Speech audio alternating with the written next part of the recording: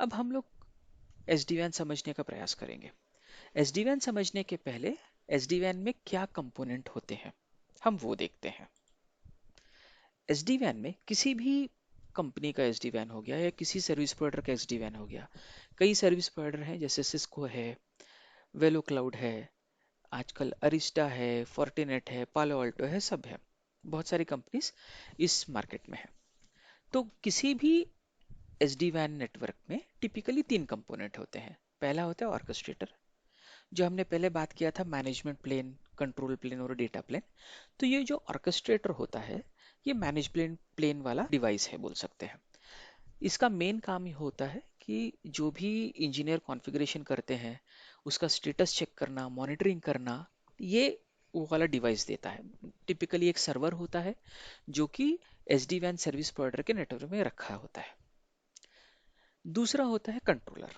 Controller का main काम ये होता है कि जितने भी एजेस हैं, जितने भी हमारे साइट पे राउटर्स हैं, वैन के राउटर्स, उसमें अगर कोई राउटिंग का इंफॉर्मेशन आ गया, मतलब लैन से कभी कोई राउटिंग इंफॉर्मेशन आया है, साथ में ऑर्केस्ट्रेटर से जो कॉन्फ़िगरेशन के बेसिस में जो राउटिंग इंफॉर्मेशन आया है वो कलेक्ट करता है। और जो साइट पे जो राउटर्स होता है, एसडी वैन के जो राउटर होते हैं, हम अभी देखेंगे, उसे एज कहा जाता है, उसको पास ऑन करता है। तो पूरा राउट कैलकुलेशन करने का काम और उसकी जिम्मेदारी, कैलकुलेशन करने के बाद इंफॉर्मेशन जो साइट के राउटर्स को भेजने की जिम्मेदारी कंट्रोलर की होती है। तीसरा कंपोनेंट होता है एज, जो हमारे टिपिकल वैन नेटवर्क में जो राउटर होते थे उसे वो रिप्लेस हो गए अभी एज से। इसमें क्या होता है, इसका काम ये होता है कि जो भी इंफॉर्मेशन कॉन्फ़िगरेशन ऑर्केस्ट्रेटर ने दिया है उसे लो, जो भी राउटिंग का इंफॉर्मेशन कंट्रोलर ने दिया है उसे लो। इन दोनों के बेसिस में एक्चुअल यूजर का ट्रांसफर दूसरे साइट पर भेज दो। तो इसे नॉर्मली सेमी डंप डिवाइस कहते हैं। पूरा डंप नहीं होता है क्योंकि इसको कैलकुलेशन करना है, प्रोसेस करना है, तो हम डंप पूरा नहीं बोले। कुछ लोग कह देते हैं इससे डंप डिवाइस, क्योंकि कॉन्फ़िगरेशन और राउटिंग डिसीजन दूसरी डिवाइस से आता है। ये टिपिकल डिवाइसेस होते हैं किसी भी एसडी वैन नेटवर्क में। कुछ सर्विस प्रोवाइडर होते हैं वो कुछ एक्स्ट्रा आइटम रखते हैं, जैसे कि सिस्को होता है, वो एक वी बॉन्ड नाम का प्रोडक्ट रखता है। वो नॉर्मली ऑथेंटिकेशन के लिए यूज़ करते हैं। सिस्को के वर्ल्ड में ऑर्केस्ट्रेटर को वो वी मैनेज बोलता है, और कंट्रोलर को कंट्रोलर ही कहता है, और एज को एज ही कहता है। वेलो क्लाउड वाला उसे वेलो क्लाउड ऑर्केस्ट्रेटर या वीसीओ कहता है। कंट्रोलर को गेटवे कहता है, वीसीजी। कंट्रोलर के साथ साथ वो एक्स्ट्रा फीचर भी देता है। तीसरा एज को वो एज ही कहता है। और एक इम्पॉर्टेंट पॉइंट है एसडी वैन नेटवर्क में, जो एज है नॉर्मली उसे जीरो टच प्रोविजनिंग भी कहा जाता है। एक्चुअल में जीरो टच नहीं होता है वो। किसी भी राउटर में अ, जब आप कनेक्ट कर रहे हो तो नेटवर्क में आपको बेसिक इंटरनेट के लिए जो लिंक है उसका आईपी देना होता है, जो ऑर्केस्ट्रेटर होता है उसका आईपी या नाम देना होता है, और रजिस्ट्रेशन के लिए की मिलता है जो कॉन्फ़िगरेशन करने वाला इंजीनियर जनरेट करता है।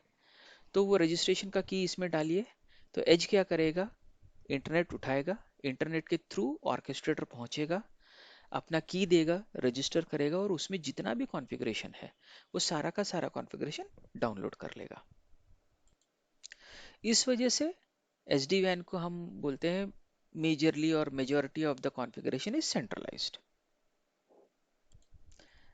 अब सारा कॉन्फ़िगरेशन और इंफॉर्मेशन मिलने के बाद जो एज होता है, जो हमारा पहले राउटर होता था, वो यूजर का traffic based on information configuration directly दूसरे साइड के एज से एक्सचेंज करता रहता है, डेटा ट्रांसफर करता रहता है।